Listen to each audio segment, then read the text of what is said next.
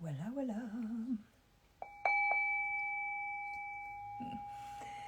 So, I'm gonna do this video in French. I did yesterday in English about diet. Donc aujourd'hui, la vidéo est en français.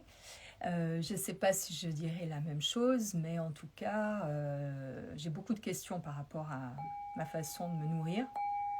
J'ai déjà répondu plein de fois, j'ai fait pas mal de vidéos pour ça, mais je vais redire un petit peu les bases.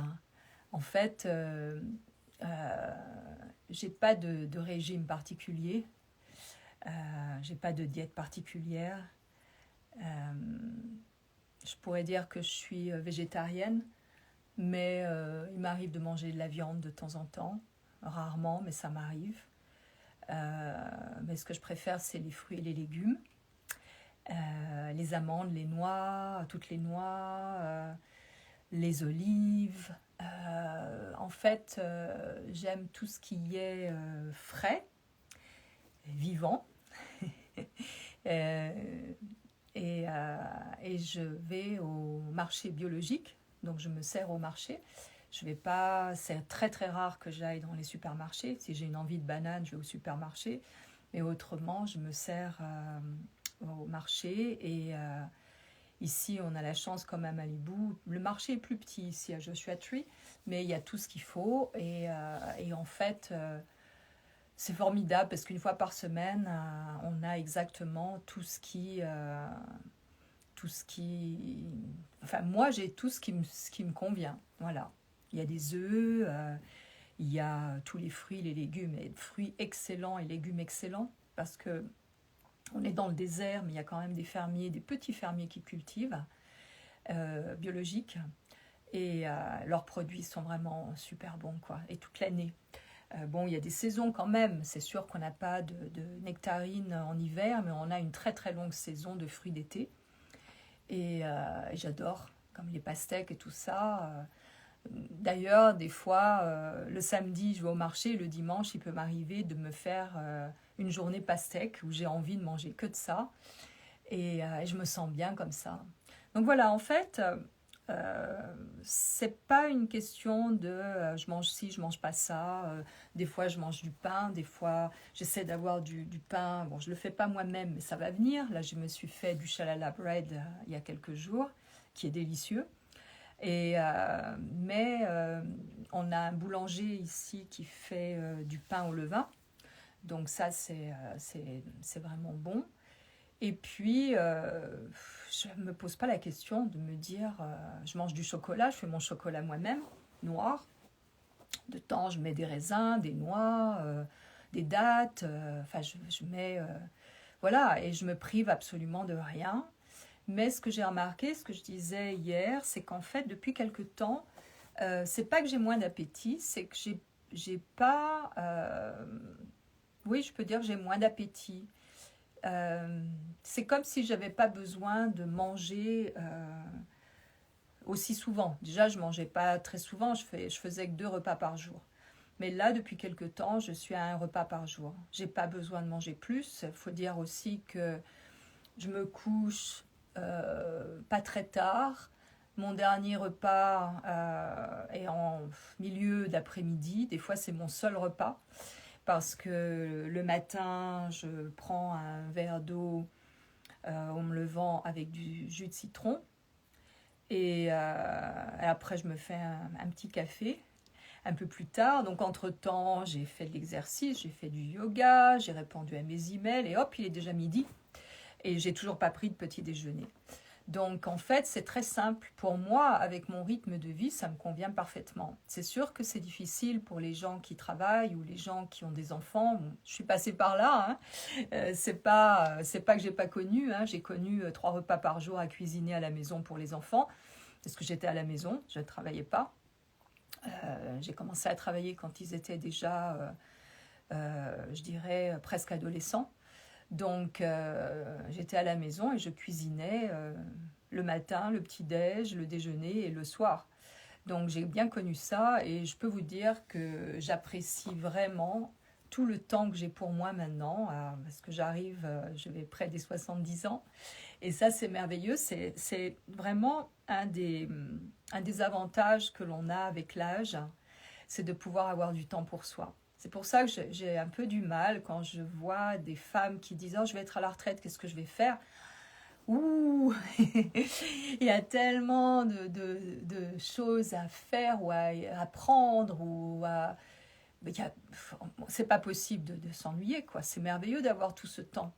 Alors j'ai vu des fois des commentaires qui disent ouais mais elle sait pas ce que c'est la vie de tout. Mais je sais ce que c'est, je l'ai vécu, mais je suis en âge d'être entre guillemets à la retraite. Mais je suis pas à la retraite. Je peux vous dire que j'ai une activité assez intense justement avec ma petite entreprise qui aide à soutenir l'orphelinat au Népal. Donc je suis un team à moi toute seule et donc, je suis mon propre modèle, mon photographe, mon éditeur, et je ne suis pas très bonne pour faire la promotion. Je ne sais pas vendre, donc souvent, il n'y a même pas de lien, ou il n'y a pas de... Et je n'arrive pas à faire de la pub. Je veux dire, il y en a qui ne comprennent pas pourquoi il y a que des photos de moi sur ma page, mais c'est simplement pour ça, avec des châles. Donc voilà. Mais il m'est difficile de mettre un texte, voilà, ça c'est la couleur machin, et c'est merveilleux, et blablabla. Je peux pas faire ça, je sais pas. Pour moi, si quelqu'un a envie de quelque chose et que ça l'interpelle, il demande, et puis je donne les sources, en l'occurrence, moi.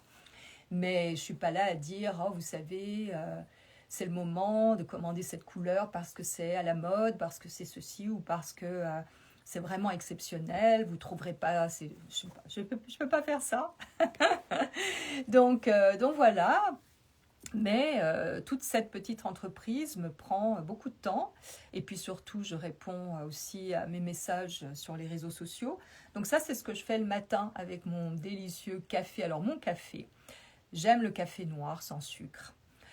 J'en prends un toujours biologique parce que s'il n'est pas biologique, j'ai trop soif après et ça me donne soif toute la journée. Mais le biologique, non. Donc je prends un café biologique, je moue moi-même mes grains de café et en fait, j'utilise évidemment de l'eau filtrée et je mets mon café dans un blender, un petit blender avec, alors ça dépend, il y a des jours je fais comme ça, il y a des jours je le prends noir. Il y a des jours, je vais mettre un jaune d'œuf avec... généralement, je mets du beurre de coco, de l'huile de coco. Ça le rend moelleux et ça me donne ma dose d'huile de coco tous les jours, qui est vraiment... J'ai posté dernièrement, mais c'était en anglais, je crois que c'était hier, quelque chose de très intéressant par rapport à coconut oil. Donc, comment les avantages que ça peut avoir, notamment au niveau du cerveau et au niveau de tout l'organisme. Donc, en fait, ça, c'est le moment où je me fais mon café avec le jaune d'œuf et avec... Alors, des fois, je mets des champignons en poudre aussi. Et je le fais blender, donc il devient très mousseux. Et ça, je déguste ça en répondant à mes emails et à mes messages et à certains commentaires. J'ai pas le temps de répondre à tout le monde parce que j'y passe déjà au moins 2 heures tous les jours, mais j'y passerai beaucoup plus. Donc voilà, donc j'ai une vie très chargée parce qu'après, quand je fais mes photos, il faut déjà avoir l'énergie pour le faire. Parce que les vidéos, il y en a qui ne se rendent pas compte, mais ça demande quand même beaucoup d'énergie quand on est des deux côtés de l'appareil en même temps. Et puis après, il y a éditer, ça prend énormément de temps. Quand je fais ces petites vidéos que vous voyez, que ça soit pour les châles ou pour le parfum, là, puisque maintenant je suis en collaboration avec Maria Candida Gentile, qui est un maître parfumeur en Italie qui utilise que des essences naturelles. Et nous avons cette collaboration avec mes idées du parfum qui est à base des essences sauvages de Corse. Et en fait, on a décidé de faire cette collaboration et 25% des ventes va à l'orphelinat. Donc en fait, les collaborations que je fais, elles sont toujours au bénéfice de l'orphelinat. Donc, il y en a peut-être qui ne le savent pas, mais les châles, c'est pareil. Il y a cette somme-là qui va aussi à l'orphelinat. Et je parle de la somme pas sur les bénéfices, sur le prix du châle. Donc ça fait quand même pas mal d'argent pour l'orphelinat. Et surtout, ce qui est formidable, c'est en ayant cette exposition sur les réseaux, ça a attiré l'année dernière une de mes followers qui est bien placée en philanthropie. Et on a fait toutes les démarches avec le responsable de l'orphelinat et ils ont obtenu un don de 100 000 dollars. Donc ça vaut le coup de passer du temps, de donner de son temps. En tout cas pour moi, ça vaut le coup de donner mon temps parce que en même temps, je fais quelque chose que j'aime, qui me prend beaucoup d'heures dans ma journée, mais en même temps, j'ai une vie vraiment. En fait, quelque part, je suis plus active maintenant que quand je travaillais régulièrement comme modèle pour différentes agences parce que je me rends compte que mes journées, elles sont hyper remplies. Et puis le temps que je vais passer pour cuisiner un peu pour moi, même si je ne fais pas des choses extravagantes, voilà, la journée, elle passe. Et puis le temps s'est accéléré aussi. En fait, le temps, depuis quelques années, s'est accéléré. Je pense qu'il y en a beaucoup d'entre vous qui ont pu le sentir. La planète monte en fréquence vibratoire et nous, on est obligé de suivre. Donc ça, par rapport, pour revenir à la nourriture, dernièrement, j'ai écouté un podcast et en fait, il y a des aspects au niveau astrologique, notamment par rapport au taureau, qui font que le taureau est très lié à tout ce qui est nature, nourriture, plaisir d'essence et tout ça. Et en fait, il y a un aspect qui fait qu'on a moins besoin de manger. Donc moi j'avais des amis qui étaient inquiètes, qui me disaient mais je ne sais pas ce que j'ai pas d'appétit. Moi j'ai senti que c'était comme ça, mais je ne me suis pas inquiétée plus que ça, puisque pour moi tout va bien. Et en fait j'ai eu cette information, et j'ai dit bon ben voilà. Donc j'ai pu partager à mes amis qui étaient inquiètes, j'ai pu leur dire voilà, il se passe ça dans le ciel. Ça nous montre qu'effectivement il y a un changement au niveau vibratoire. Et nous, comme on est des organismes vivants sur une planète vivante, eh ben on est obligé de suivre. Et en fait, ça nous affecte, mais pas dans un sens négatif. Ça, en fait, ça nous fait changer aussi de taux vibratoire. Et ça aussi, ça transforme notre ADN. Alors, j'ai posté aussi une autre vidéo, mais je pense que c'était aussi en anglais, sur l'épigénétique. Mais il y a des vidéos sur l'épigénétique en français, donc je vous invite à faire des recherches sur YouTube. Et comme ça, vous allez pouvoir comprendre ce que moi j'explique d'une façon, je dirais, simpliste. Je ne suis pas une scientifique, mais de par ce que moi j'ai expérimenté dans mon corps. Et j'ai quand même quelques années d'expérience maintenant, j'ai du recul. Et en fait, j'ai senti dans les moments très forts de prise de conscience importante comme un feu intérieur et une élévation. Et chaque fois c'est pour ça que je dis toujours attention à votre état d'esprit, parce que c'est ce qui va conditionner votre chimie intérieure et aussi les échanges entre les organes et entre les cellules. Donc ce n'est pas seulement la nourriture, je dirais physique, matérielle, qui va influer sur votre être, je dirais en général, pas seulement le corps physique, mais c'est aussi votre façon de penser. Parce que la façon de penser, ça va être lié à des vibrations.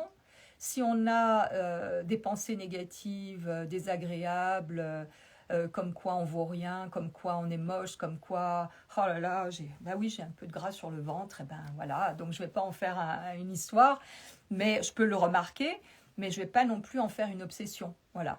Donc en fait, si on peut observer et juste laisser ça où c'est, on n'émet pas quelque chose de négatif qui en fait va créer des toxines dans le corps, parce qu'il y a les toxines physiques, donc éviter bien évidemment par rapport à la nourriture, tout ce qui est synthétique, tout ce qui n'est pas frais, tout ce qui n'a pas de vie, tout ce où il y a des produits chimiques, tous les médicaments avec des produits chimiques, avec tous les suppléments de vitamines et tout ça. S'il n'y a pas eu de test en kinésiologie ou en bioénergie, il vaut mieux faire attention, parce qu'on peut surcharger l'organisme en prenant trop de suppléments ou en combinant certains suppléments ensemble. Donc maintenant, on a la bioénergie, on a la kinésiologie pour pouvoir tester éventuellement ce qui manque en tant que minéraux, acides aminés ou tout ça, et faire des supplémentations qui sont personnalisées en en testant aussi les produits que l'on va prendre pour savoir si ce sont des bons produits, des produits qui apportent un plus ou des produits qui sont neutres et qui apportent rien. Parce que moi, je pense qu'il y a des gens, et je sais qu'il y a des gens qui ont des placards remplis de suppléments. Ça coûte beaucoup de sous et souvent, c'est rare qu'il y en ait qui soient adaptés. Il faudrait avoir une autre posologie, il faudrait avoir une autre marque par rapport à telle ou telle vitamine. Et ça se teste en kinésiologie ou en bioénergie. Donc ça, je l'ai déjà expliqué plusieurs fois. Moi, je travaille avec des bioénergéticiens à distance qui sont en France. Hein. Et si vous êtes intéressé, je peux vous donner les coordonnées en message privé. Et en fait, ça fait 23 ans que je travaille à distance depuis que j'ai quitté Paris. Et en fait, ça m'a aidé énormément et ça m'aide toujours. Et ce qu'il y a, c'est qu'au fur et à mesure que vous faites les séances, il y a un recentrage énergétique qui se fait et qui reste. C'est-à-dire que cette façon d'être centré au niveau énergétique va aussi permettre d'être beaucoup plus lucide et de voir les choses beaucoup plus clairement et de pouvoir recevoir les messages de l'être supérieur plus facilement. Mais c'est un tout. La nourriture, à partir du moment où elle est moins polluée ou très peu polluée, la façon de penser, si elle est... C'est pas une question de dire faut penser positif, on ne peut pas s'obliger à ça, mais être probablement conscient quand on peut aller vers quelque chose qui est castrateur ou négatif. En être juste l'observer. Et là déjà, ça n'a pas le même effet sur nous. On ne descend pas notre vibration puisqu'on est conscient. Donc tout ça, ça permet aux organes de mieux fonctionner, aux échanges de mieux se faire entre les cellules, à la pinéale de mieux fonctionner. Et quand la pinéale fonctionne mieux, cette glande minuscule qui est au milieu du cerveau, on peut recevoir les informations. On peut être informé de l'intérieur par cette conscience du collectif et recevoir tout ça. Et en fait, ça rend la vie beaucoup plus paisible parce on est au-delà des peurs. On n'est plus dans un système de peur qui est toxique et qui fait descendre la vibration, la fréquence vibratoire. La peur, c'est la chose qui fait le plus descendre. La peur, la haine. Et en fait... ça ne veut pas dire qu'on ne va pas percevoir ces émotions-là ou qu'on ne va pas avoir ces sentiments. Mais quand on les sent venir, c'est bien de prendre de la distance et d'observer. Et d'observer là où ça touche. Parce que généralement, c'est une source d'information pour soi-même. Peut-être que cette peur en question, elle nous donne une information sur quelque chose qu'on doit mettre en place. Peut-être que, voilà. Et du coup, on transforme en quelque chose d'informatif et de positif, quelque chose qui pourrait nous obséder, nous faire descendre. Et voilà, et donc c'est tout un tout comme ça. Et quand on met tout ça ensemble, l'organisme fonctionne mieux. Moi, je suis vraiment agréablement surprise parce que quand j'étais plus jeune, je voyais les personnes âgées autour de moi qui disaient j'ai du rhumatisme, j'ai de l'arthrose, j'ai de l'arthrite, ou j'ai mal là, ou j'ai mal mes mains, et j'ai mal ceci. Et je me disais c'est sûr qu'il y a eu le moment de la ménopause. Alors là, je répète, j'en ai déjà parlé, mais pour la ménopause, pas de sucre. Ça, c'est aussi quelque chose que je prends rarement. Je prends surtout les sucres des fruits. Mais c'est rare que je prenne des choses, même quand je fais mon chocolat, je ne mets pas de sucre, je mets des fois un peu de miel ou un peu de sirop d'érable, mais pas de sucre raffiné. Si vous prenez du sucre raffiné, essayez d'avoir un bon sucre biologique de canne. Et ça, c'est vraiment, ça change aussi. Je ne suis pas attirée énormément vers le sucré, donc je pense que ça m'aide aussi. Parce que les gens me demandent comment est-ce que je fais pour garder ma silhouette. Ma silhouette, elle s'est un peu épaissie depuis que je suis ici parce que je fais plus d'exercice comme je faisais à Malibu où j'allais marcher dans l'eau presque tous les jours, au moins 40 minutes, plus le yoga. Ici, pas du tout. Donc du coup, je me suis un peu enrobée autour de la taille, au niveau du ventre. Et ben voilà quoi. Donc il n'y a pas de mystère, hein. Il n'y a que le mouvement. Et je ne dis pas de faire l'appareil. Ça va avec la diète, si je peux dire. Il y a une diète aussi au niveau exercice. Je ne dis pas de ne pas faire d'exercice, mais je dis surtout de le faire avec modération, surtout lorsque l'on prend de l'âge. Parce que on va avoir de l'oxydation et il faut que le corps ait le temps d'éliminer cette oxydation. Parce que ça, c'est ce qui peut faire mal aussi aux articulations et tout ça. Donc évidemment, boire de l'eau, ça va sans sous, ça va, c'est évident. Pour bien drainer, surtout quand on a fait de l'exercice, c'est bien drainer, se reposer, pas faire de l'exercice à outrance, parce on va obtenir en fait le résultat opposé de ce que l'on recherche. Et donc il faut vraiment, en prenant de l'âge, il faut prendre des plages de repos. Et la ménopause, nous les femmes, nous oblige à ça quelque part, puisqu'on est très fatigué souvent à cette période-là. Il y a des femmes qui ont la chance de ne pas avoir d'effets secondaires de ménopause, il faut le savoir. Alors, j'avais posté quelque chose dernièrement sur YouTube et quelqu'un a fait un commentaire en disant je vois pas pourquoi, parce qu'une personne a dit ah mais moi j'ai eu aucun effet secondaire, tout s'est très bien passé. Et quelqu'un qui n'a pas réfléchi beaucoup a dit oui mais je vois pas l'intérêt de votre commentaire. Ben oui, c'est intéressant. C'est intéressant parce qu'il y a des femmes qui peuvent se dire zut, je suis en âge de ménopause, j'ai plus mes règles et je sens rien. Est-ce que c'est normal? Ben oui, ça peut être normal, ça dépend de chacun. Donc voilà, donc tout le monde a un cas particulier. La chose la plus importante, c'est d'éviter le sucre, d'éviter l'alcool. Je le répète, quand j'ai une période de ménopause qui a duré 10 ans pour moi, j'ai été soignée à l'époque, j'habitais encore à New York au début quand ça a commencé, et j'allais 4 fois, si ce n'est plus, à Paris, parce que c'était plus facile. J'avais ma gynéco là-bas, j'avais donc les gens que je voyais naturopathes et tout ça, donc j'étais suivie en naturopathie et en gynéco avec des remèdes homéopathiques, avec des plantes qui m'ont aidée aussi. Mais c'est vrai que ça a été un passage pour moi ça a été assez fatigant, éprouvant. Pas énormément de bouffées de chaleur, plutôt la nuit complètement trempée au point d'être obligée de changer mon lit. Mais j'ai pris ça du bon côté. Je me suis dit, waouh, ma peau, tout mon organisme se nettoie, c'est merveilleux, j'élimine ces toxines. Mais je n'ai pas pu boire un verre de vin rouge pendant 7 ans. Et je ne pouvais plus boire de vin, d'alcool, surtout le vin rouge. Et j'étais complètement, le matin, si je buvais un verre de vin rouge la veille, mon visage était méconnaissable et j'étais super fatiguée. Je me traînais comme une loque toute la journée, donc j'ai compris qu'il fallait arrêter. Voilà. Donc c'est tout ça, en fait, c'est une question de bon sens, hein, c'est une question de modération, d'être aussi vraiment à l'écoute de soi, parce que par exemple là en ce moment je mange pas de chocolat, j'en ai pas envie, j'en ai pas envie. Et puis il va y avoir des moments où tous les jours j'aurai besoin de mon petit morceau de chocolat. Donc voilà, faut pas non plus être dans la culpabilité. Là dernièrement j'étais avec une amie, on est allé à Malibu.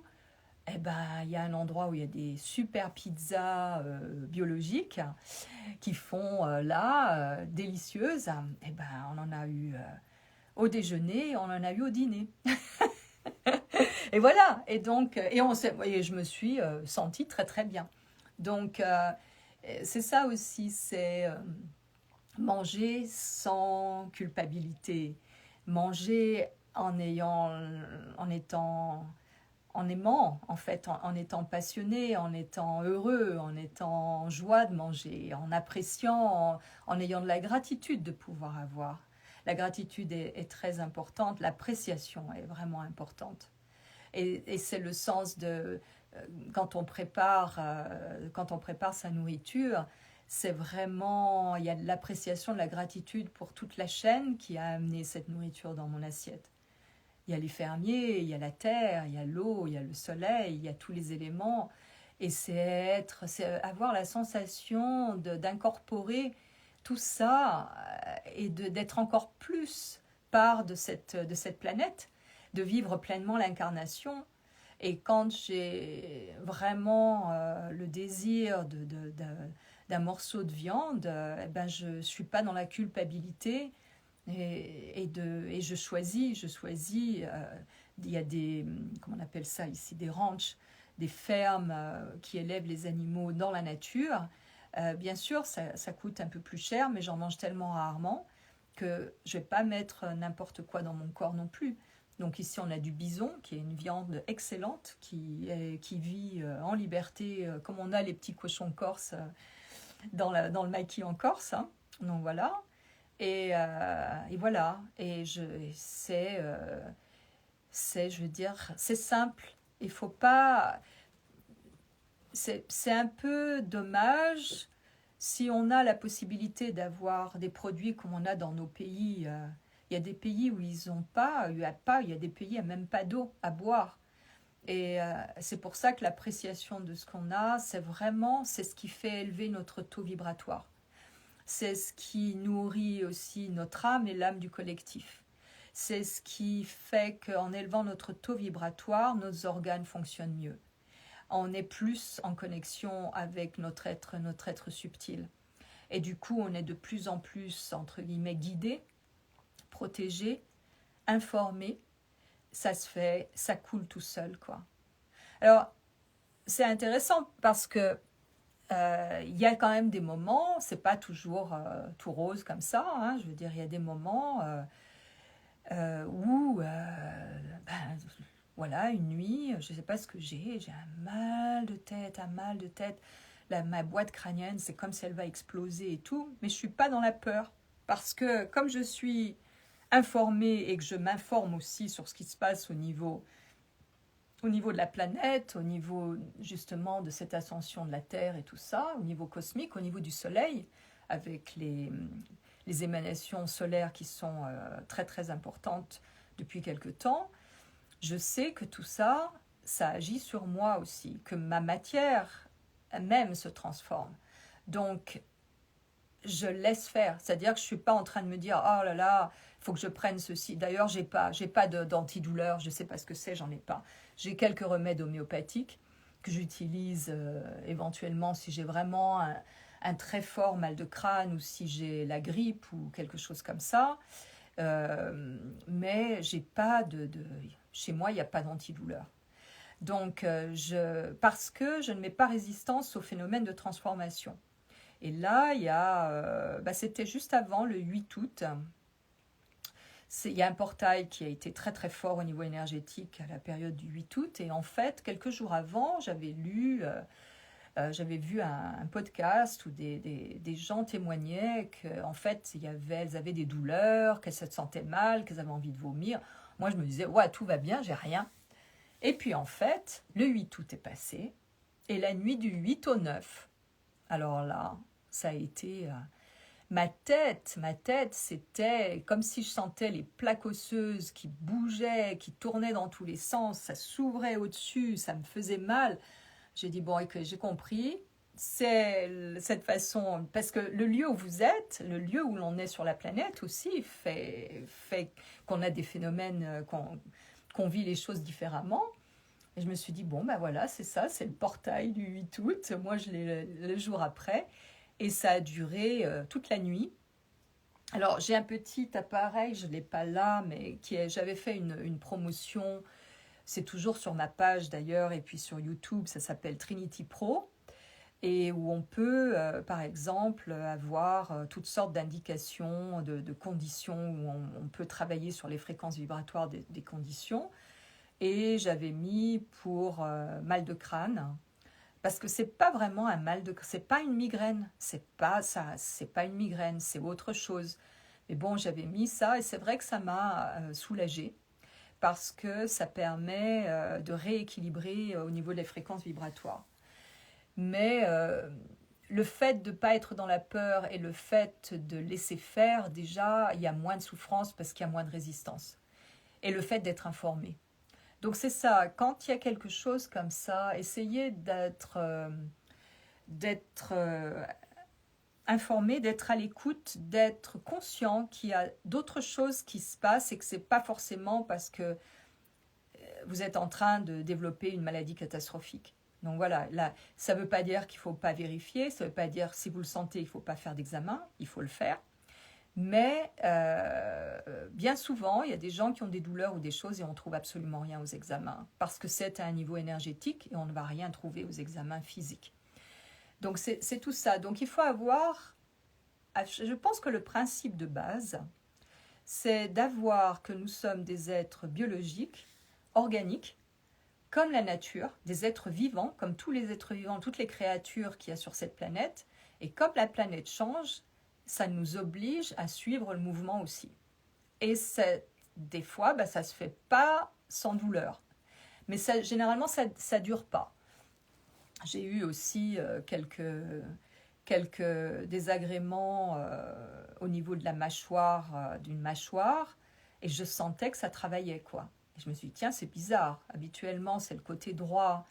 Moi, j'ai souvent le côté au niveau de l'œil droit et du temporal droit qui travaille, parce qu'en astrologie, j'ai 3 planètes rétrogrades qui correspondent, quand on est au cadran astrologique du thème du cercle astrologique, j'ai 3 planètes rétrogrades au niveau de cet œil. Donc très souvent, mon temporal droit est bloqué, et en fait, j'ai des douleurs très très violentes derrière l'œil. Mais je sais que c'est dû à ça, donc je ne suis pas plus inquiète que ça. Et en fait, je ne suis pas du tout inquiète d'ailleurs, et je me sers à ce moment-là d'un cristal. J'ai un cristal d'améthyste que j'ai partout avec moi en voyage. Et en fait, je me détends, je prends mes quelques granules homéopathiques. Des fois, je mets un bandeau avec une serviette humide, froide sur mon front et mes yeux. Et j'ai mon cristal à côté de ma tête. Et des fois, ça me fait partir dans un état, une autre dimension, quoi. Parce que j'utilise parfois les cristaux. Donc j'ai mes petites pierres, je les avais montrées dernièrement en story. Donc je les mets sur mon corps et je me détends. Et généralement, 10 minutes après, ça y est, je suis dans un autre état. Mais je ne peux pas dire que je sois une spécialiste de ça. J'ai juste expérimenté et effectivement, ça marche. Je l'ai proposé à des amis qui, eux aussi, ont pu expérimenter et ont trouvé que c'était assez remarquable. Donc, vous pouvez même prendre une pierre qu'il y a dehors. Hein. C'est pas obligé que ça soit... Bien sûr, un cristal, c'est beaucoup plus puissant au niveau fréquence, vibration, mais une simple pierre, le fait de se connecter avec une pierre, de l'avoir dans sa poche, une pierre toute simple, eh ben ça peut... Ah ben je vois, il est là. Le voilà. Ça, c'est ma copine. Elle a une bulle d'eau à l'intérieur. C'est un cristal d'améthyste qui vient de l'Himalaya. Et je l'ai depuis, je pense, 45 ans. Donc voilà. Elle est tombée un peu, elle a eu un petit peu la pointe cassée. Mais je pense que ça doit libérer des choses. Probablement qu'elle en avait besoin. Je dis elle parce que elle est féminine. Voilà. Et il y a comme comme un ange à l'intérieur dans les espèces de nuages qu'il y a là. Donc voilà, ça c'est le cristal dont je me sers quand j'ai ces difficultés.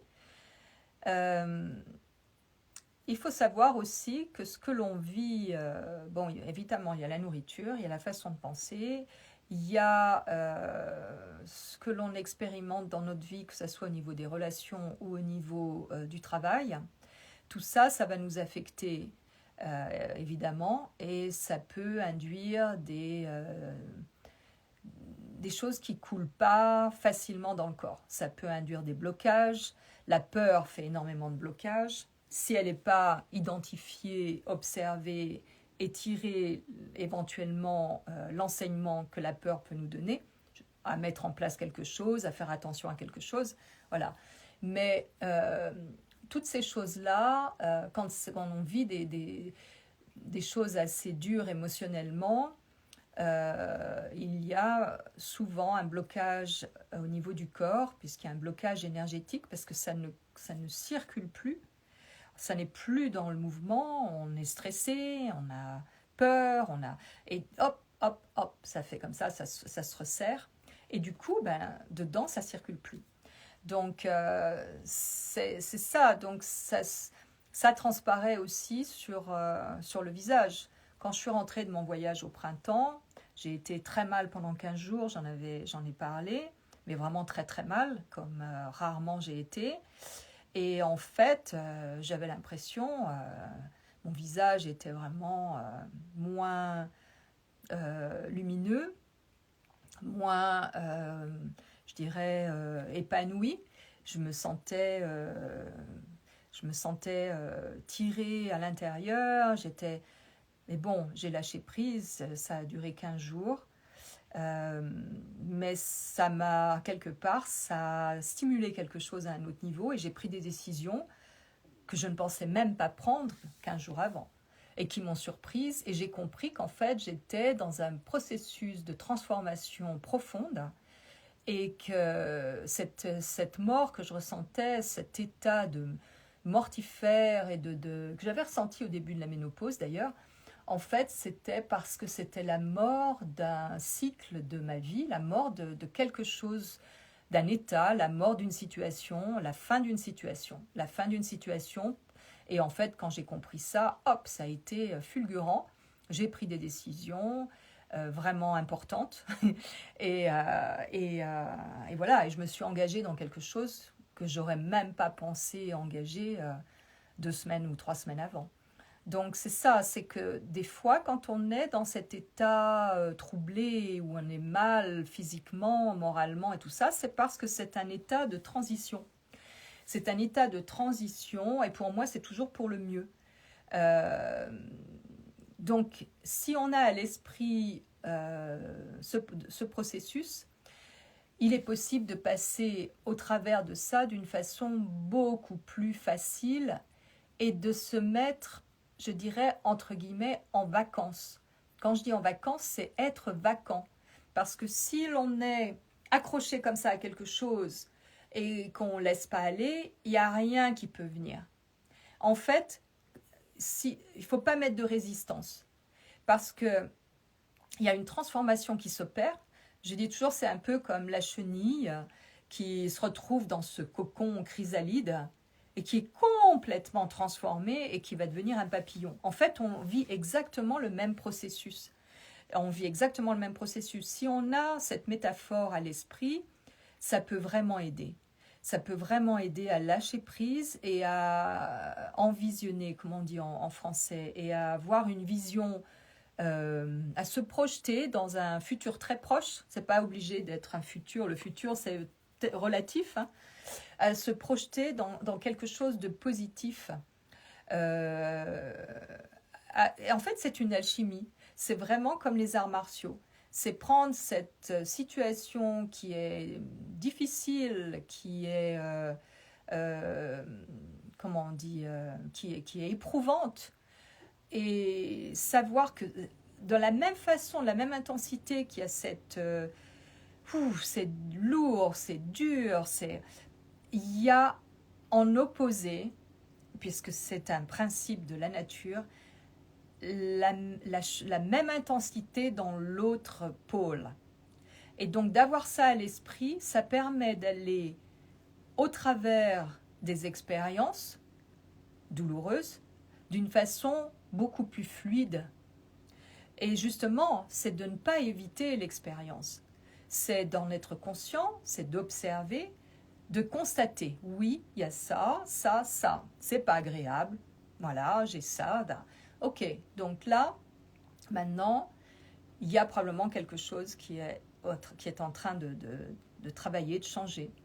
Et de faire, c'est peut-être le moment de prendre du repos, de se poser, de se reposer et de faire un peu le bilan de ce qui se passe dans sa vie, dans ses relations, que ça soit avec la famille, avec les enfants, avec son ami, avec ses amis, avec le travail, tout ça.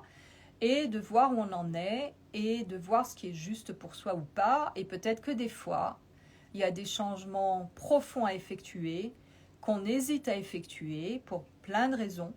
Des fois, c'est peut-être parce qu'on ne veut pas blesser quelqu'un, ou peut-être parce que ça nous semble le mont Everest à franchir, ou peut-être parce qu'on a peur de je ne sais pas trop quoi, de ne pas avoir, en laissant un boulot par exemple qui ne nous convient plus, de se dire bon, et comment je vais faire, comment je vais payer mes factures, ce qui est une réalité. Mais à un moment donné, c'est plus fort, on peut plus continuer parce que ce qui se passe, c'est que si on continue et que ça bloque et que ça bloque et que ça bloque de plus en plus, l'énergie ne circule plus, là il peut y avoir une maladie catastrophique qui s'installe. Et c'est pour ça que c'est important d'avoir de la clarté avec soi-même, d'être honnête avec soi-même. Et si par exemple il y a une relation que l'on a, même avec soi-même, qui est difficile, dont il est difficile de faire le changement, dire ok, je sais que je dois changer et je m'en remets, je dirais, à l'univers ou à mon être profond pour m'aider à faire le changement quand c'est le moment de le faire. C'est ce qui s'est passé pour moi il y a 2 ans, quand j'étais à Malibu. Ça faisait 13 ans que j'étais à Malibu, donc sur la plage, tout allait bien, enfin plus ou moins, parce qu'il y a eu des hauts et des bas aussi, hein. Mais je sentais que c'était plat dans ma vie, je sentais que ça n'avait plus le même goût, quoi. Et j'ai dit, bon, ok, je vais laisser faire l'univers. C'est pas moi qui allais dire, je vais tout changer comme ça. Je dis, ok, je suis consciente de ça. Je sens qu'il faut qu'il y ait un changement. Je vais laisser faire l'univers. 1 an après, sur le week-end de Pâques, j'ai appris que ma propriétaire vendait, que je devais trouver un autre endroit. Et j'ai rendu grâce. Elle était surprise parce qu'elle pensait que ça pouvait être une catastrophe pour moi, qui aimait beaucoup cet endroit, ce petit studio où j'étais, qui était super, face à l'océan. Elle a été très surprise de voir que je dis c'est super, voilà, c'est le moment de changer. Et puis j'ai trouvé en 1 mois, j'ai trouvé un nouvel endroit. Là aussi, j'en ai parlé, ça s'est pas fait tout seul, hein, ça a été épique. Mais pareil, il n'y a pas eu de peur au moment de revirement de situation de dernière minute où j'avais un appart, où finalement ça ne fonctionnait pas et je me retrouvais sans rien et 15 jours après, je devais avoir quitté les lieux. Et en fait, tout s'est fait et je suis dans cet endroit qui est au-delà de mes espérances, mais parce que j'ai posé et du coup, j'ai pas résisté et du coup, ça a coulé, une chose est venue, en a amené une autre, et puis j'ai laissé faire et mon intuition m'a guidée et hop, je suis dans cet endroit qui est magique. Et je sais que je ne vais pas y rester, même si j'aime beaucoup. Donc je suis déjà, entre guillemets, en train de faire le deuil d'ici parce que je sais que je vais partir. Mais en même temps, paradoxalement, j'apprécie encore plus chaque instant, justement parce que j'ai pris la décision de partir. Et si ça se trouve, peut-être que je ne partirai pas, j'en sais rien. Parce qu'à l'époque où l'on est, c'est comme s'il fallait vivre l'instant présent. Comme s'il fallait, c'est au jour le jour. Parce qu'on ne sait pas ce qu'ils vont nous pondre encore comme restrictions ou tout ça. Donc il faut aller avec le courant, on ne peut pas faire autrement, mais toujours en étant bien centré et en étant vraiment, je dirais, je trouve plus les mots en français, et en étant vraiment sur ce qui est juste pour soi, qu'il n'y a pas de compromis possible. Voilà. Et quand il n'y a pas de compromis possible, parce qu'il n'y a pas de peur non plus, il y a quelque chose qui se passe au niveau de l'univers et on ne se retrouve pas dans les situations qu'on aurait pu redouter si cela. Donc il faut arrêter aussi de créer avec l'imagination des futurs ou des scénarios dans le futur qui ont peu de chances d'arriver et être beaucoup plus sure. Bien sûr, ça peut arriver, oui, il peut se passer ça, mais immédiatement, quand il y a un scénario négatif qui se présente, imaginez quelle pourrait être la solution pour que ce scénario négatif, se transforme en quelque chose de positif. Et là, en fait, on est vraiment dans l'acte créateur au niveau de notre esprit. Et toute la période que l'on vit, c'est parce que la race humaine est en train de développer ses qualités spirituelles, d'être connectée à l'esprit, l'esprit en général, puisque l'on vient de cela. Donc c'est en fait comme renouer avec cette partie de nous-mêmes que beaucoup de gens ont, ont un peu perdu de vue ou ne sont pas tellement conscients de ce que c'est parce que c'est invisible. Donc c'est difficile, c'est invisible. Donc on est dans une réalité, on est dans une incarnation, dans un monde matériel et c'est très difficile pour beaucoup de gens de réaliser et d'avoir conscience qu'ils ont aussi une dimension invisible qui est beaucoup plus importante que l'aspect physique qu'ils ont. Donc ça, c'est l'époque dans laquelle on vit, c'est vraiment pour se rendre compte de ça. On a commencé il y a une trentaine d'années à créer l'Internet et à créer tous ces systèmes de communication à distance, je dirais sans fil. C'est pas vrai parce qu'il y a des câbles et tout, mais on est quand même en Wi-Fi là. Je veux dire, c'est pas moi qui sort du téléphone et qui vais... c'est quand même formidable, on vit une époque formidable, mais il faut voir qu'on a créé ces outils au niveau de l'inconscient collectif pour peut-être prendre de plus en plus conscience que le monde de l'invisible existe. Et le monde de l'invisible, le monde des ondes, le monde des fréquences vibratoires et tout ça, bon, on le sait, surtout les artistes, chanteurs, musiciens, bon, le savent très bien. Les chamans de tous les temps, de tous les pays le savent très bien, mais la majorité des gens n'ont pas conscience de ces dimensions et de ce monde qui est mystérieux en fait, hein, et donc c'est assez fascinant d'observer tout ce qui se passe depuis fin 2019. Hein, tout ça, c'est vraiment les conditions, je dirais, nécessaires pour que l'être humain se rende compte de ses capacités de création, en connexion avec l'esprit, et en fait accède à ses pleins pouvoirs. Et c'est pas un pouvoir pour aller écraser les autres, hein, c'est un pouvoir pour être bien campé dans son territoire et affirmer ce qu'on veut et ce qu'on veut pas, et aussi respecter les autres comme on veut être respecté, quoi, dans nos différences. Et c'est ces différences-là qui font que le monde est merveilleux, parce que si on était tous pareils, on serait un genre de robot, il n'y a pas trop d'intérêt, quoi. Et c'est ça, c'est la spécificité de quelqu'un va résonner avec quelqu'un d'autre, et il va y avoir un échange, et on est sur cette planète dans des corps physiques pour expérimenter aussi au niveau de nos âmes le côté émotionnel, le côté relationnel, et c'est merveilleux, quoi. Je veux dire, c'est merveilleux. L'amour et l'amitié et les échanges et les partages et les enfants et devenir grands-parents, et c'est toute l'expérience humaine, quoi. Donc voilà, j'ai débordé par rapport à la diète, mais la diète, elle est en général. La diète, c'est une hygiène de vie, c'est un art de vivre, c'est une diète alimentaire, mais c'est une diète de l'environnement dans lequel on est. Créer un environnement sain avec des matériaux sains, où il n'y a pas de synthétique, où il n'y a pas de chimie. Chez moi, il n'y a pas de produits qui sentent bon pour les toilettes, de tout ça. Prenez des allumettes, voilà, on brûle une allumette, voilà. Ou alors il y a les huiles essentielles, il y a voilà, le minimum de matériel électrique. Bien sûr, j'ai un ordinateur, bien sûr, j'ai un petit four, mais j'ai pas 36 000 robots et 36 000 trucs. Et... Non, donc être allé à l'essentiel, être minimaliste autant que soit peu, je dis ça, mais je rigole parce que je me fais rire toute seule, parce qu'il y a des domaines où je sais pas être minimaliste.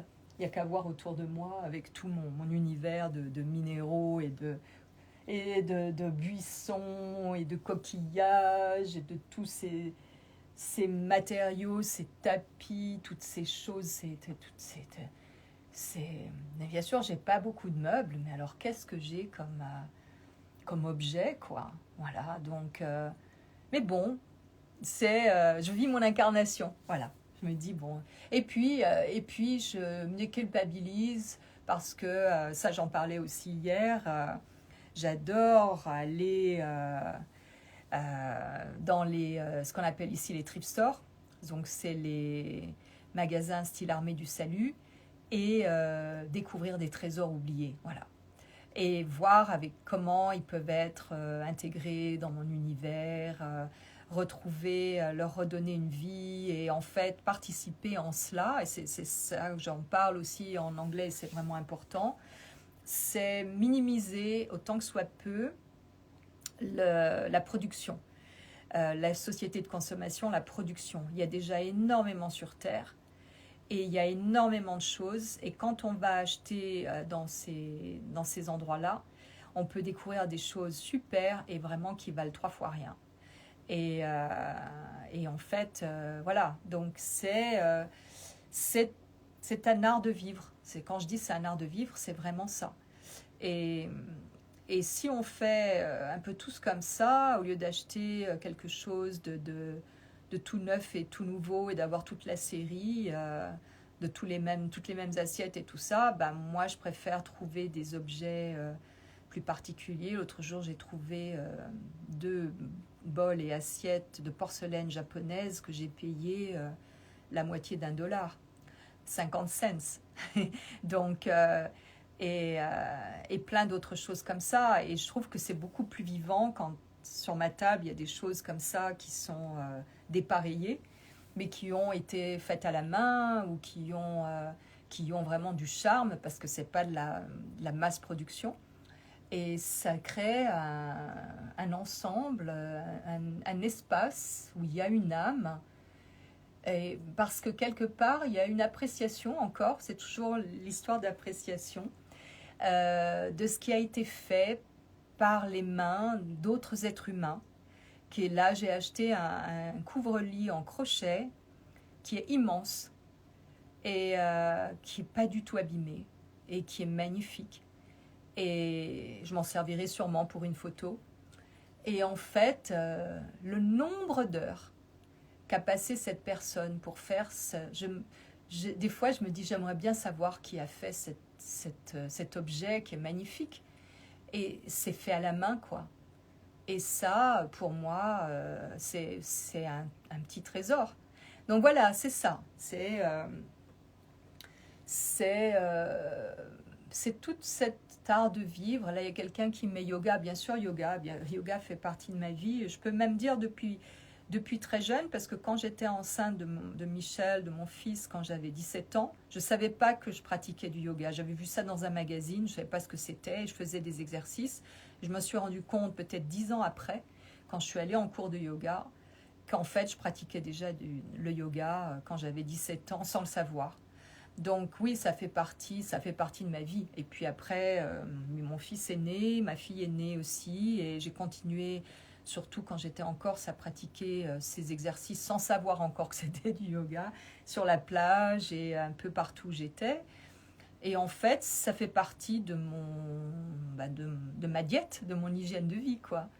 Et en fait, je suis pas très acrobatique, hein, pas du tout. Hein. Il y a plein de choses que je peux pas faire, que je sais pas faire, ou que je suis trop feignante pour travailler, pour pouvoir le faire. C'est pas mon but. Mais j'apprécie. Ce matin, j'ai fait 1 heure sans m'en rendre compte. J'étais partie pour faire 10 minutes, 12 salutations au soleil, et puis en fait, hop, ça m'a guidée ailleurs, et autrement, et puis vers une autre pause, et une autre pause, et puis j'ai dit, waouh. Et puis en fait, aujourd'hui, j'ai senti qu'il y avait un grand changement, et je ne sais pas comment le définir, et il y a quelque chose qui est... c'est pas plus calme, parce que moi je suis dans le calme, je suis en paix avec moi-même et tout ça. Il y a un calme plus profond qui s'est, je dirais pas installé, mais qui s'est présenté à moi d'une densité dont j'avais pas l'habitude. Et en fait, ça m'a surpris. Euh, C'était tellement fort que ça m'a surprise. Je me suis dit, mais c'est quoi ça? Et je pense qu'il y a eu comment on dit, un shift, un changement quelque part, peut-être au niveau fréquence vibratoire, pas forcément en moi, mais je pense au niveau collectif, au niveau de la planète. Je ne sais pas quels sont les aspects astrologiques en ce moment, mais ça a été vraiment très très fort, au point que je le remarque, au point que je me dis, mais c'est quoi ça? Je ne connais pas cette chose-là, cette sensation, quelque chose qui est dense, d'une densité et en même temps d'une légèreté et d'un calme profond comme j'ai jamais expérimenté. Et voilà, donc je pense que ça fait partie de tout ce qui se passe en ce moment, je dirais, au-delà de nos corps physiques sur le corps de la Terre, quoi. La Terre, c'est une entité, un être vivant, hein. Et donc on est aussi mu par tout cela. Voilà, donc je voulais partager tout ça avec vous. Je ne sais pas s'il y a des questions. Je pense que je suis désolée si je ne réponds pas en détail par rapport à ce que je mange et tout ça, mais vous prenez pas la tête, quoi. Mangez des choses saines, vivantes, fraîches, si possible organiques. Suivez votre instinct, informez-vous. Maintenant, vous pouvez vous informer sur les qualités nutritionnelles, sur si vous avez des examens de santé à faire, faites-les. Voyez éventuellement ce qui manque. Soyez en contact avec des kinésiologues ou des bioénergéticiens. Si vous avez envie de prendre tel ou tel ou tel ou tel produit ou tel supplément, informez-vous, faites ces tests-là. Si vous avez besoin de bioénergéticiens sur la France, je connais 3 personnes différentes qui travaillent à distance. Donc tout ça, voilà, n'hésitez pas à demander. Je réponds à tous les messages, ce qui me prend beaucoup de temps. Et c'est ma contribution, ma modeste contribution, non pas modeste, je dirais c'est ma contribution au collectif et pour faire avancer un peu le schmilblick général. Et donc je vois pas de questions, donc c'est très bien. Donc je vais vous laisser. Je vais vous souhaiter une bonne nuit pour ceux qui sont encore debout en France. Je pense qu'il est un peu tard. C'est peut-être le petit matin même. Et puis une bonne journée pour les autres. Et puis à la prochaine. Quelqu'un me demandait qu'est-ce que c'est que ma tenue. C'est une chemise. Voilà. Alors ma tenue, c'est une chemise en lin, $7, neuve, au thrift store, d'homme, très grande. Hein, et bon, un collier que j'ai fait, voilà, avec des perles de bois et de jade. Et puis mon châle jade, qui est un de mes couleurs préférées, qui est teinture végétale, que j'ai mis en ceinture. Donc voilà, c'est très simple. Hein, et voilà. Donc oui, jade, c'est teint avec du jasmin, qui est ma plante en fait. Mon nom, c'est Yadzimine, qui est la façon dont mes grands-parents en Corse disaient mon prénom, puisqu'ils ne pouvaient pas dire Yasmina. Yasmina, c'est le jasmin. Donc j'ai changé légalement mon prénom il y a quelques années pour Yadzimine, après un travail fait avec un chaman en Corse. Et en fait, voilà, donc je m'appelle comme mes grands-parents corses m'appelaient au début de mon apprentissage du langage, qui a donc créé mon identité à ce moment-là. Donc Yadzimine, voilà, c'est Yasmina, je dirais, prononcé à la Corse, puisque ça n'existe pas. J'ai écrit moi-même mon prénom, l'orthographe de mon prénom comme je le sentais. Donc ça aussi, ça a changé énormément de choses quand j'ai changé mon prénom. La vibration était différente. Et c'est très intéressant parce que c'est à partir de ce moment-là où, entre guillemets, je suis devenue encore plus personnage public. C'est-à-dire que j'ai commencé à partager beaucoup plus avec le collectif ce qui me plaisait, ce qui faisait ma vie au quotidien, les choses que j'aime, voilà. Et ça, je ne le faisais pas vraiment avant. Je le faisais, mais pas de la même façon. Et Et la vibration de Yazimine m'a amené à porter cela, plus que Yasmina, qui était plus l'artiste, je dirais pas introvertie, parce qu'évidemment j'étais modèle et j'étais quand même face à un public, mais là, beaucoup plus en contact direct avec un public élargi, parce que là, sur les réseaux sociaux, il y a près d'1 million de personnes qui me suivent, il y a 850 000 personnes environ, donc ça touche beaucoup, beaucoup de gens, de donner de l'information et de témoigner de mon expérience. Et en fait, c'est pour ça d'ailleurs que je le fais souvent en anglais, parce que c'est beaucoup plus facile, parce que les gens dans le monde parlent beaucoup plus l'anglais que le français. Donc je suis désolée pour les Français, mais en fait, c'est pas que je pense pas à vous, mais c'est que ça me demande beaucoup d'énergie de faire les lives, beaucoup de mon temps, et surtout qu'après, il y a les questions, il y a les messages et tout ça. Je vais regarder là si j'ai quelque chose. Non, j'ai pas de questions. Bon, bah, je vous remercie et je vous souhaite le meilleur.